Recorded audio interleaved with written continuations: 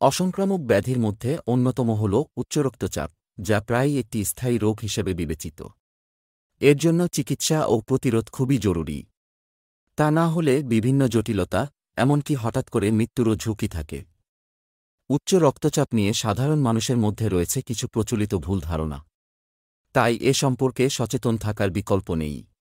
যদি কারও রক্তচাপ নরমাল মাত্রার চেয়ে বেশি হয় এবং অধিকাংশ সময় এমনকি বিশ্রামকালীনও বেশি থাকে, ধরে নিতে হবে তিনি উচ্চ রক্তচাপের রোগী। প্রচলিত ভুল ধারণাগুলো তুলে ধরা হল।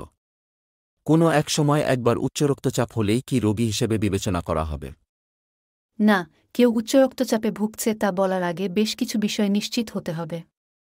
যেমন অন্তত 3 দিন ভিন্ন সময়ে বেশ কয়েকবার রক্তচাপ মাপতে হবে। এরপর যদি দেখা যায় অধিকাংশ ক্ষেত্রে রক্তচাপ বেশি, তবেই বলা যাবে তিনি উচ্চ রক্তচাপে ভুগছেন। অবশ্যই বসে রক্তচাপ মাপা উচিত। শরীর ও মন যেন শান্ত অবস্থায় থাকে, এমন সময় রক্তচাপ মাপতে হবে। কোনো লক্ষণ বা উপসর্গ তো নেই, কেন চিকিৎসা নেব বা ওষুধ খেতে হবে? অনেকেই মনে করেন যে উচ্চ রক্তচাপ তার দৈনন্দিন জীবন প্রবাহে কোনো সমস্যা করছে না বা রোগের কোনো লক্ষণ নেই, তাই উচ্চ রক্তচাপের ওষুধ খেতে চান না বা প্রয়োজন মনে করেন না। তাদের ধারণা ভালোই তো আছি, ওষুধের কি দরকার। এ ধারণাগুলো সম্পূর্ণ ভুল।